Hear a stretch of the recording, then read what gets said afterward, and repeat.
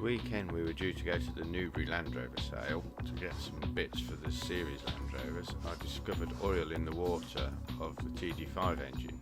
Not just a little bit of oil, but masses and masses, like 1.5 litres of oil. This video is going to show how to fit a new oil cooler water pump and remove and refit the turbo. It's a sort of backwards manual where they usually say assembly is the reversal of dismantling. In that dismantling is the reversal of this video. As you can see, the engine is stripped clean and all the snap bolts and studs and mess has been removed, which was an epic in its own right. It's been stood for a while waiting for the post to arrive with all the parts I ordered online. These are the parts that finally came. There's just a quick show of everything we've got to do. So you can see there's a cooler and various water pumps and service items. We're trying a new camera at the moment, which has been a bit of a pain, to be honest, a world of pain. Bought a GoPro to try and get a better video, but it's debatable that it is. As you can see, I'm just put a bit of Vaseline on the O-rings of the water pump just so that they bed in nice, and a bit of sealant where the casting's not brilliant on the engine. So that's the water pump going in.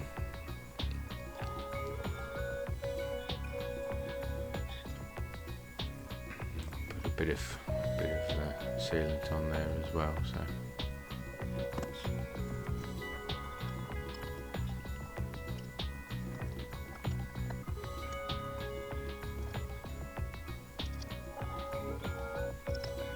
Come with new bolts, the water pump did. I think it was a Bear Mat one.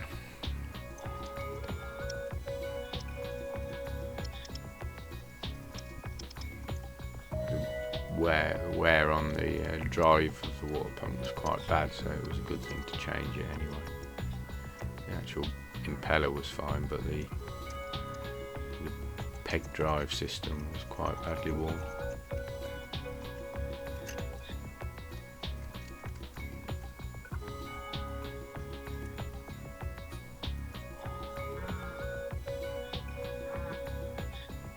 Now the oil cooler fits into the block, and this is just where the gasket goes on the plate. I'd already fitted the cooler to the plate, and the plate took quite a bit of cleaning up because it was quite cruddied up.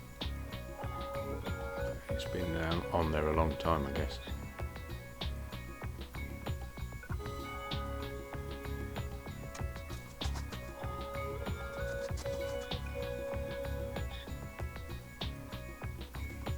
Just cleaning out any sealant that had gone down on oil ways. That's the cooler, the new cooler fitted. I bought a new whole cooler, although I probably could have got away with just the O-rings, but I thought it was better to change it all because it's so much work to get to it.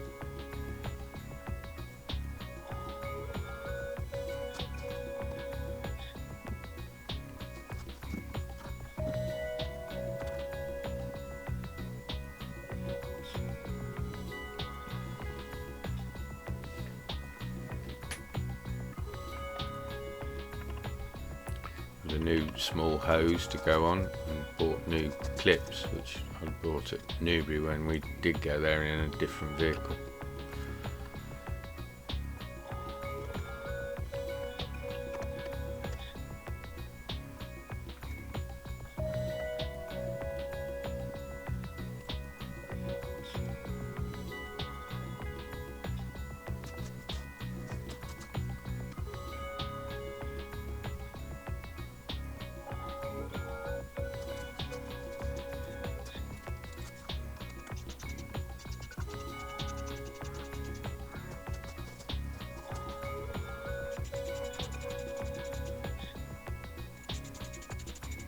The water pump was really nice to do. I can imagine trying to do it when all this stuff's fitted, because the turbo fits over the top of this, and with this cover on and the turbo on and everything else, and all the oil filters and things, it would be a nightmare getting the water pump off.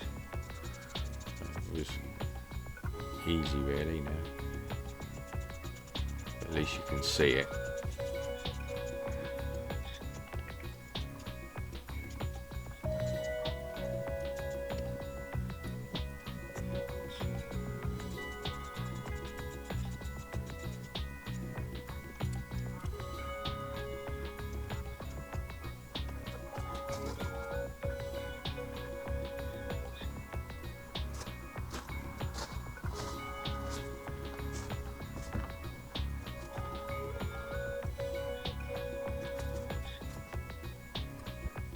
The spin filter housing, which I've got new filters for both the spin filter and the normal oil filter, new gaskets.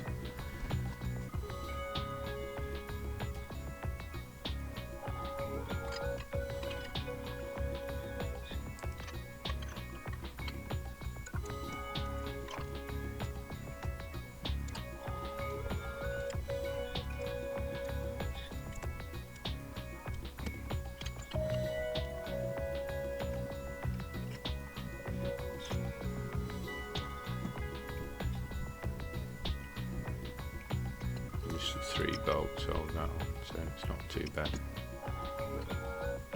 Just wiping the excess sealant off where it's squidged out.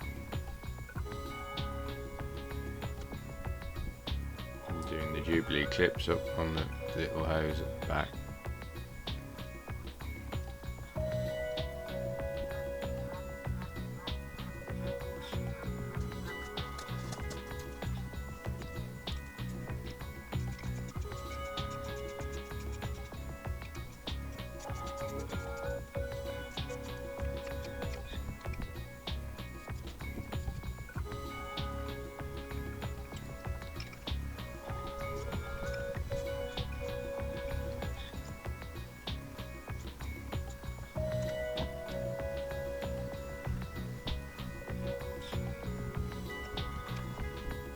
New filter going in a second, and that was just a brick part one, but the other one had always made a funny noise every time you turn the engine off. You could hear it carry on spinning for ages afterwards. I don't know what this one will be like in use.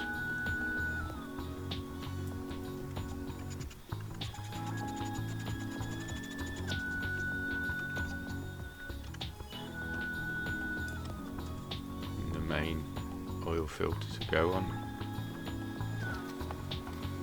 Topped it up with a little bit of oil just so it wasn't draining. Trying to make oil pressure from nothing after I've drained it all.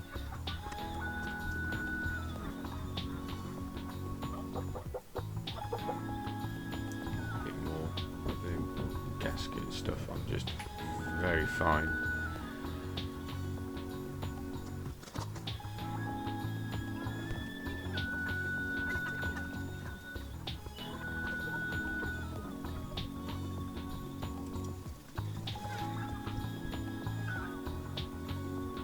I'd left the oil feed, turbo oil feed on the housing and not took it off, so you can see that sticking out ready for when the turbo goes back on.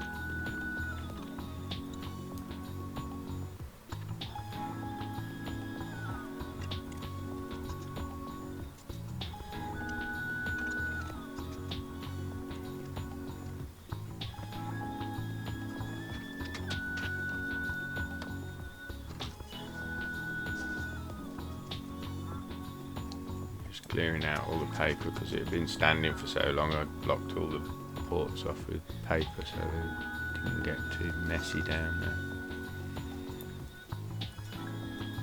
New gasket.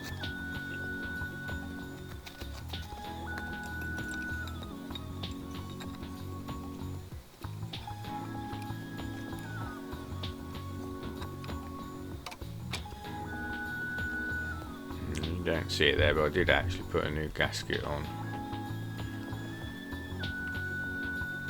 for the exhaust.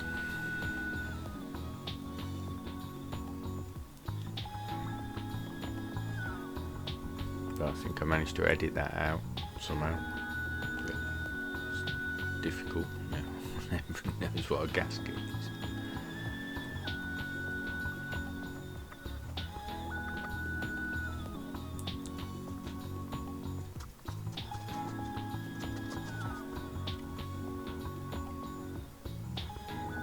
And some of these bolts are really awkward to get started, get wind into the head, so I wire brushed them all up beforehand and run them all into the head just to check that they fitted, and put a little bit of copper slip on them as well.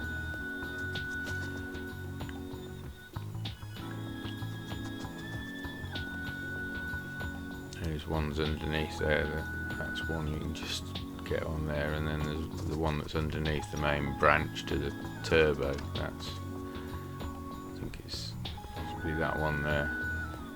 Just start it with 2 fingers.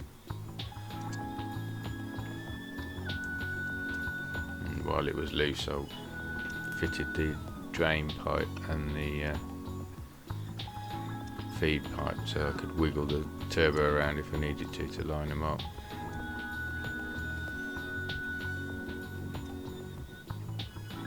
It's quite awkward to fit the drain pipe back on to the underneath of the turbo.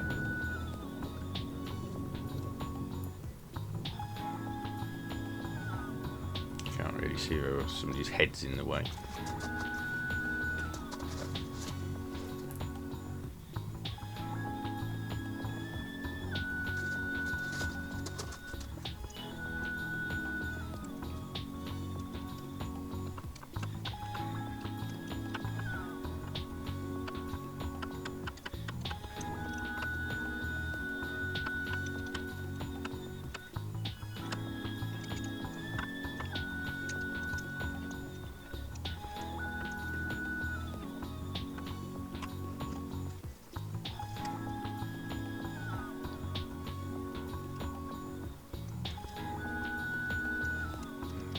Oil feed pipe to the turbo, which there was 2 new copper washers came in the kit for that as well. There was obviously a new gasket on the drain pipe off the bottom of the turbo, so we don't want any oil leaks on the turbo. Then I did up the manifold once. I had all the bolts fitted anyway, it was just a case of nipping them up then.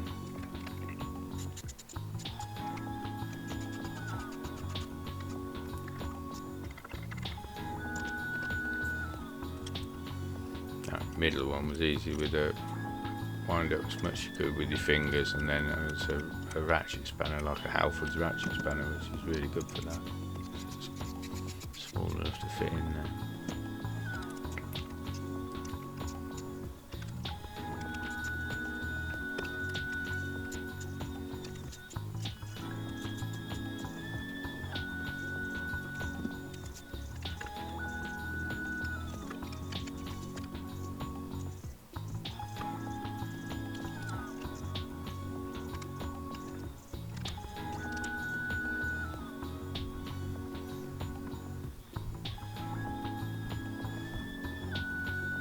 Exhaust bolts on, done up. I think I managed to edit that out as well, but it's only 3 M10 bolts. This cover is a bit hideous on this back bolt, but again I'd already cleaned the bolt up and made sure it fitted in and out to the bracket nicely.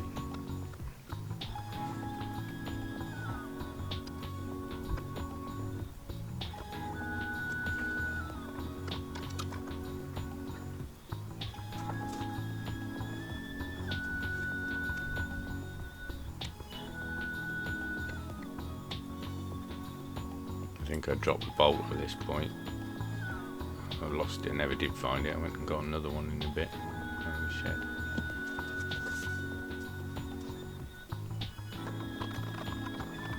That's it, not fitting the one that I found.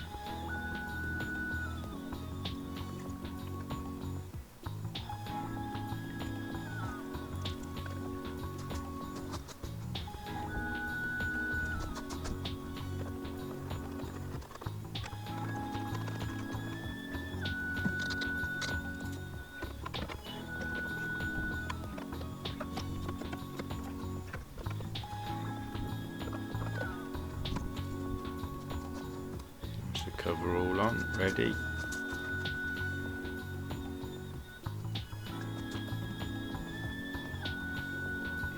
Let's just start putting pipes on. I took all the pipes off. I didn't show all the details because you can't really video around the front of the engine very well, but I put new silicone hoses on the 3 main engine pipes while I was doing this anyway, and put a new thermostat in.